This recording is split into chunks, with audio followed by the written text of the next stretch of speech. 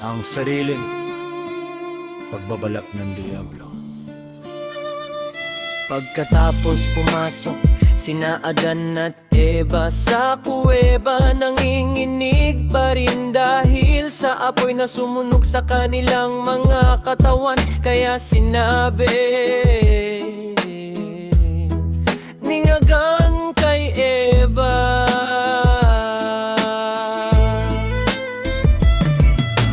narito sinusunog ng apoy ang ating laman sa mundong ito. Ngunit paano kaya kapag tayo'y namatay at parurusahan ni Satanas ang ating mga kaluluwa? Hindi ba matagal at malayo pa ang ating kaligtasan, maliban na lamang kung dumating ang alahaya at sa kanyang habag sa atin ay tuparin ang kanyang pangako.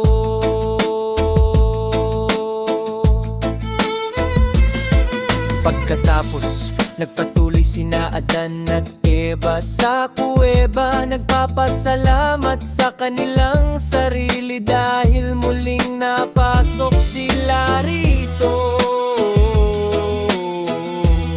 sapagkat nasa kanilang isipan na hindi na sila muling makakapasok doon nang makita nila ang apoy sa paligid nito. Ngunit habang lumulubog ang araw, ang apoy ay patuloy na nasusunog at lumalapit kina Adan at Eva sa kuweba, kaya't hindi sila makatulog doon. Pagkalubog ng araw, lumabas sila roon. Ito ang ika-47 araw mula nang sila'y lumabas sa hardin. Si Adan at Eva ay lumapit sa ilalim ng tuktok ng burol, malapit sa hardin upang matulog ayon sa kanilang nakagawian. At sila'y tumayo at nagdasal sa alahaya na patawarin sila sa kanilang mga kasalanan. At pagkatapos ay nakatulog sa paanan ng bundok. Ngunit si Satanas ang nabubuot sa lahat ng kabutihan ay nag-isip sa kanyang sarili, yamang nangako ang alahaya ng kaligtasan kay Adan sa pamamagitan ng tipan, at ililigtas siya sa lahat ng hirap na sumapit sa kanya. Ngunit hindi siya nangako sa akin sa pamamagitan ng tipan, at hindi ako ililigtas sa aking mga hirap. Ibabahil na ako siya sa kanya napapamahayan, siya at ang kanyang lahi sa kaharian na dating sa akin ako'y papatay. Kaya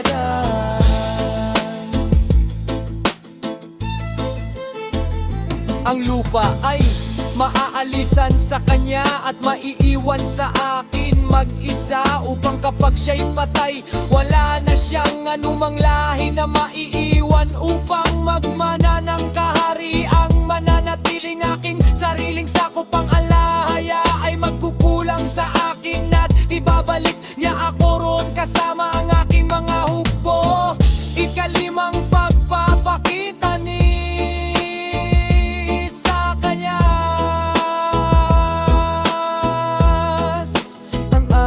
Adan at Eva.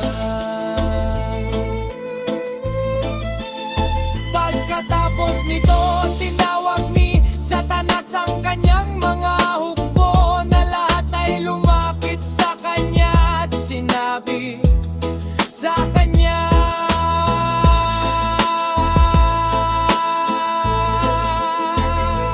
"Oh, aming Panginoon, ano ang iyong gagawin?" Pagkatapos ay sinabi niya sa kanila, "Alam ninyo na itong si Adan na nilikha ng alahaya mula sa alabok ay siyang kumuha ng ating kaharian.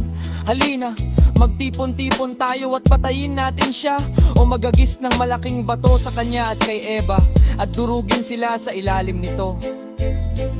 Nang marinig ng mga hukbo ni Satanas ang mga salitang ito, sila'y napunta sa bahagi ng bundok kung saan natutulog sina Adan at Eva.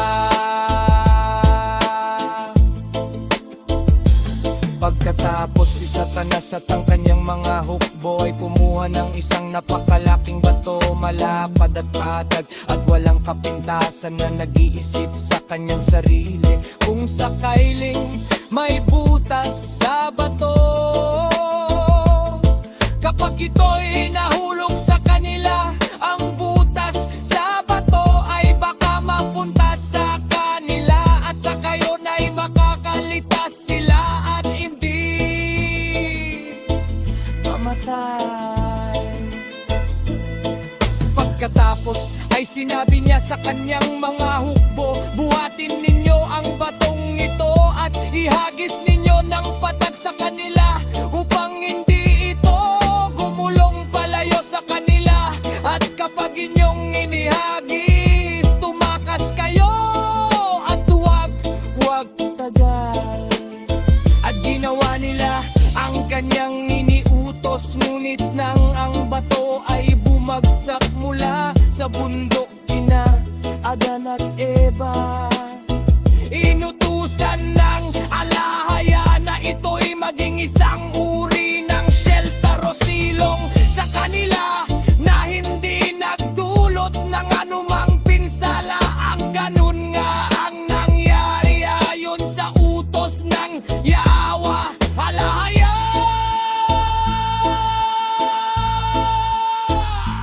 Ngunit nang ang bato ay bumagsak, ang buong lupa ay nayayanig dito at nayayanig dahil sa laki ng bato.